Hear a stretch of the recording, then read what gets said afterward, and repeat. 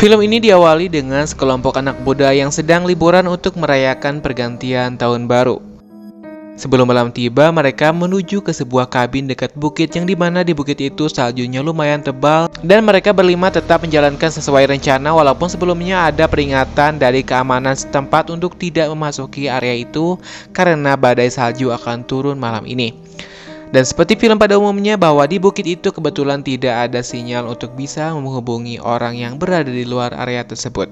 Kabin itu milik ayah River yang sedang berada di luar kota dan kebetulan sedang kosong, jadi mereka memanfaatkannya untuk menyambut tahun baru.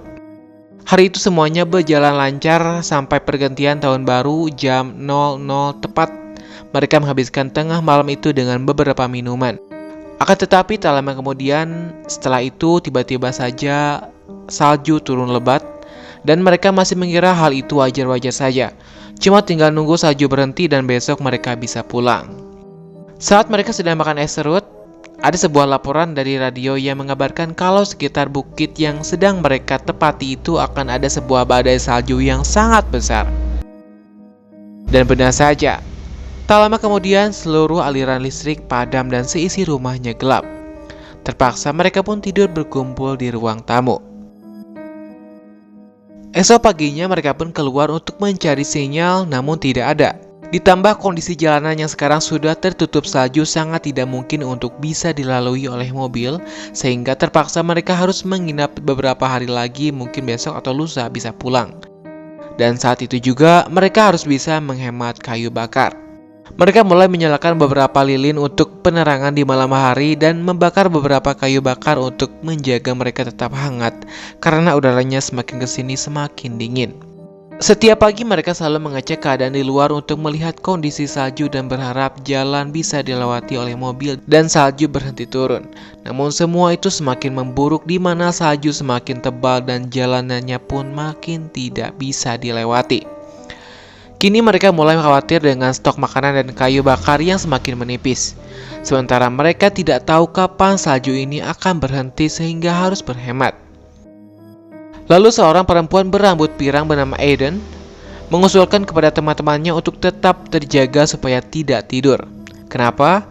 Karena dalam kondisi seperti ini akan muncul penyakit hipotermia atau penurunan suhu tubuh yang bisa menyebabkan ngantuk dan apabila tertidur mungkin fatalnya mereka tidak bisa bangun lagi.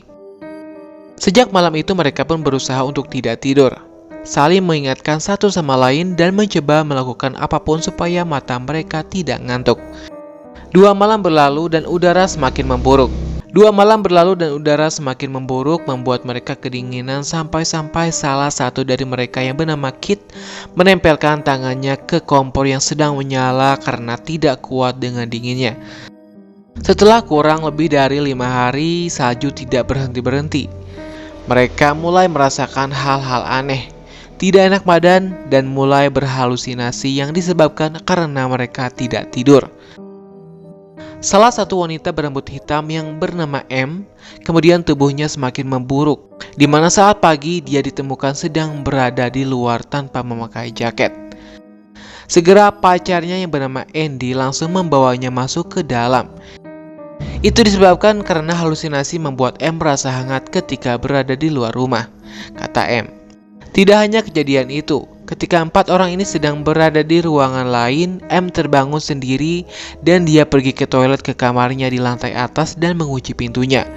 Di dalam sana, dia berhalusinasi muntah salju dan yang lebih parahnya lagi, dia melukai perutnya sendiri dengan pecahan kaca untuk mengeluarkan saljunya, yang jelas-jelas cuma halusinasinya aja.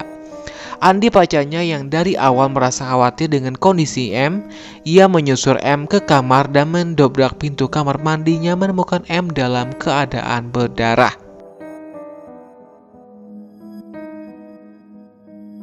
Andy yang merasa kasihan dengan kondisi pacarnya M mencoba mencari kayu bakar dengan merusak sebuah meja antik milik orang tua River, yang dimana River diamanatkan untuk menjaga barang-barangnya. Namun ketika River melihat barang antiknya dihancurkan, dia pun mencoba mencegahnya dan tak sengaja mendorong Andy ke lantai hingga dia pun tak sadarkan diri dan dinyatakan meninggal. Tak lama kemudian, HP Aiden terdengar berbunyi dan itu dari pacarnya Aiden yang tidak ikut bersama mereka. Dia menjelaskan tentang situasinya dan minta tolong pada pacarnya supaya didatangkan bantuan ke sana. Akan tetapi, setelah dilihat lagi ternyata itu hanya halusinasinya saja. Keesokannya, salju di luar masih lebat dan salah satu dari mereka bernama Kit berniat untuk mencari bantuan pergi keluar walaupun resikonya kedinginan. Sementara itu, singkat cerita, malamnya M yang masih berduka atas kepergian pacarnya diam-diam mengambil kunci mobil dan masuk ke dalamnya. Di sana, dia berhalusinasi sedang bersama Andy pacarnya dan terlihat bahagia di wajahnya sebelum akhirnya dia pun tertidur lelap.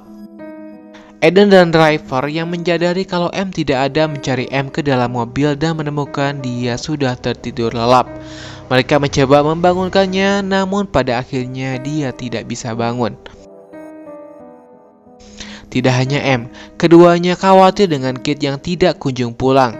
Akhirnya, esoknya mereka pun mencari keluar mencarinya. Dan ternyata apa yang mereka temukan? Mereka menemukan Kit sudah tergeletak tanpa busana dalam keadaan sudah membeku. Kejadian itu mungkin pengaruh dari hipotermia di mana orang yang mengalaminya merasa tubuhnya terbakar dan melepaskan semua pakaiannya. Kini tinggal tersisa mereka berdua. Mereka harus bisa bertahan hidup sampai bantuan datang. Saat driver akan mengambil beberapa kayu bakar dari barang-barang antik milik orang tuanya, dia mulai berhalusinasi lagi melihat Aiden padahal Aiden berada di ruangan lain. Dia mengikuti Aiden ke kamar mandi dan membayangkan mandi air panas hingga dia pun masuk ke sana. Aiden yang berada di lantai bawah kemudian mulai heran kenapa Ryper mengambil kayu bakar sangat lama. Akhirnya karena khawatir juga dia pun mencarinya. Aiden pergi ke lantai atas dan mendengar suara air dari kamar mandi. Setelah dilihat, ternyata Ryper sudah berada di sana sedang mandi air dingin. Aiden mencoba segala cara supaya Ryper bisa bertahan. Namun Ryper mengaku sudah mengantuk dan ingin tidur. Kemudian tak lama setelah itu tiba-tiba lampu kembali menyala. Aiden sangat senang dan langsung membawa Ryper keluar rumah untuk menunggu pertolongan. Dan benar saja, beberapa menit kemudian bantuan datang. Petugas itu bilang, "Apa yang lainnya selamat?" "Cuma kami yang selamat," kata Aiden. Akan tetapi si petugas ini heran dengan jawabannya, karena petugas itu hanya melihat Aiden di sana sendirian yang sedang duduk. Dan seketika Aiden sadar bahwa Ryper yang ia bawa keluar hanya imajinasinya saja, dan Ryper yang sebenarnya sudah meninggal dunia di kamar mandi tadi. Sampai di sini, film pun berakhir.